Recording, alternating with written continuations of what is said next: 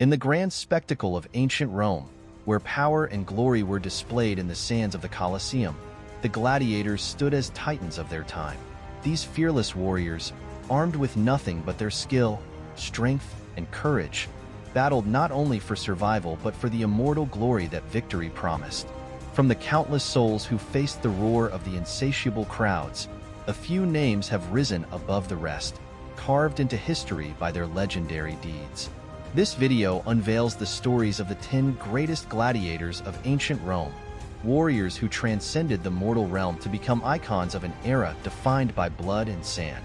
These stories are not merely tales of brutality and bravery. They are testaments to the human spirit's enduring quest for greatness. Welcome to a journey back in time, to the heart of the Roman Empire, where heroes were made and legends were born.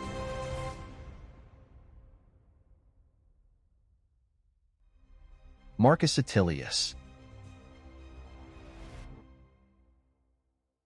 Marcus Attilius, a citizen of Rome, likely entered the arena of gladiatorial combat voluntarily to escape the clutches of death.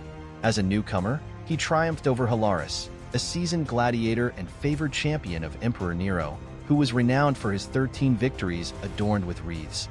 Following this, Attilius also claimed victory against another veteran and volunteer, Lucius Retius Felix.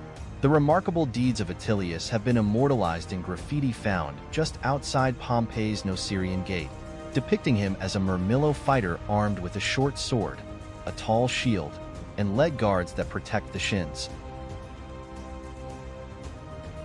Spiculus. Spiculus, a renowned gladiator who thrived in Rome during the 1st century AD, achieved immense popularity not only among the general populace, but also earned the deep admiration of the infamous Emperor Nero. Throughout his career, Spiculus claimed victory in numerous contests, defeating a wide array of formidable opponents. His valor greatly impressed Nero, who lavished upon him an abundance of palaces and wealth beyond his wildest dreams. Such was Nero's affection for Spiculus that, upon his dethronement in 68 AD, he desired to meet his end swiftly by Spiculus's hand.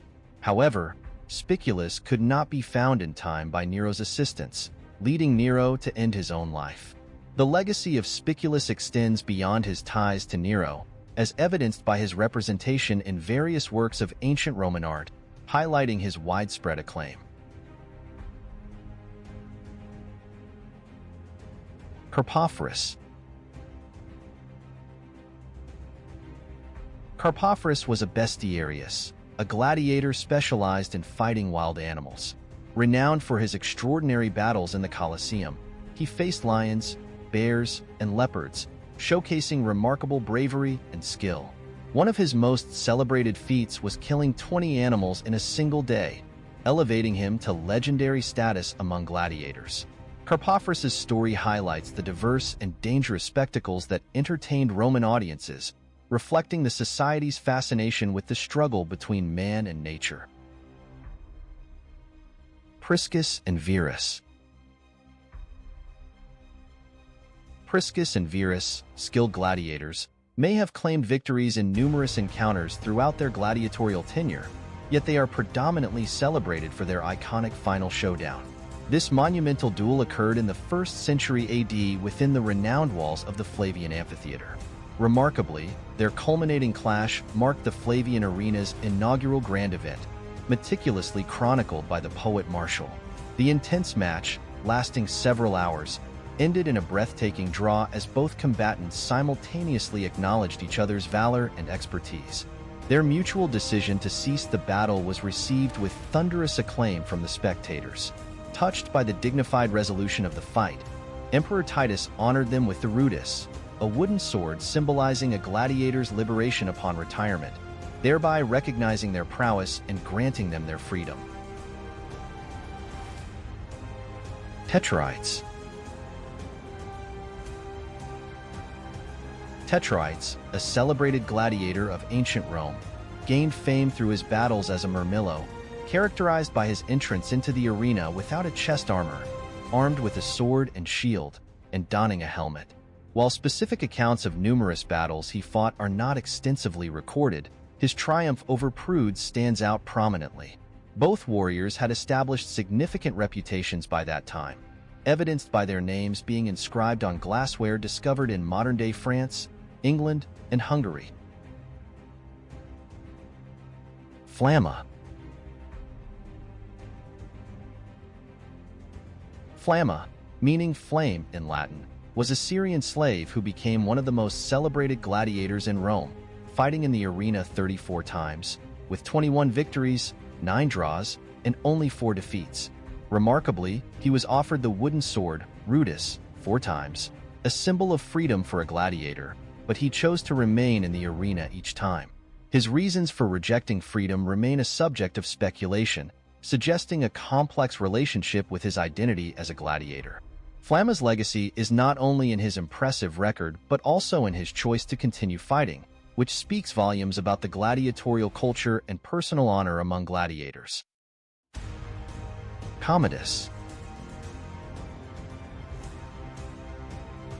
A Roman emperor from 180 to 192 AD, is an infamous figure known for his eccentricities and tyrannical rule, which marked the beginning of the decline of the Roman Empire. Unique among emperors, Commodus personally participated in gladiatorial combats, an act that shocked Roman society. Viewing himself as the reincarnation of Hercules, he fought against both professional gladiators and wild animals, often rigging the matches in his favor to ensure victory. His involvement in the arena was seen as a degradation of the imperial office and contributed to his unpopularity and eventual assassination. Commodus's legacy is a complex blend of megalomania and a deep fascination with the gladiatorial world, illustrating the extremes of power and madness in Roman imperial history. Crixus. Crixus, a Gaul, was a key lieutenant of Spartacus during the Third Servile War, notable for his exceptional strength and fighting skills. As a fellow leader in the slave rebellion, Crixus shared Spartacus's vision of freedom for slaves, but also held personal ambitions that eventually led to a strategic split. In 72 BC, Crixus parted ways with Spartacus, leading a faction of 30,000 rebels to conduct raids in southern Italy. His journey, however, ended in Apulia, where he was killed in a battle against Roman forces led by the consul Lucius Gellius Publicola. Crixus's death marked a significant turning point in the rebellion, highlighting the challenges of maintaining unity and focus within a diverse coalition of rebels. Despite his tragic end, Crixus remains immortalized as a formidable warrior and a martyr for the cause of freedom, embodying the spirit of defiance against the Roman slave system. Spartacus. Spartacus, a Thracian gladiator, is perhaps the most renowned figure in the history of Rome's gladiatorial games, not only for his prowess in the arena but more so for leading the most significant slave revolt against the Roman Republic. Originally a soldier, Spartacus was captured and sold into slavery, forced to fight as a gladiator. His story took a dramatic turn in 73 BC when he led a group of gladiators in a breakout from the Capua training school, sparking a massive slave uprising known as the Third Servile War. Under his leadership, the revolt grew to an army of over 120,000 men, women, and children, challenging Rome's military might across the Italian peninsula. Despite initial successes, the rebellion was ultimately crushed, and Spartacus's fate remained shrouded in mystery as his body was never found. Spartacus symbolizes the universal struggle for freedom and justice, transcending his role as a gladiator to become a timeless icon of resistance against oppression. Each of these gladiators, from the infamous to the less well-known, contributed to the rich tapestry of stories that define the ancient Roman gladiatorial games. Their tales of bravery, tragedy, in some cases, redemption, continue to captivate and inspire, offering a window into the complex interplay of entertainment, society, and personal identity in ancient Rome.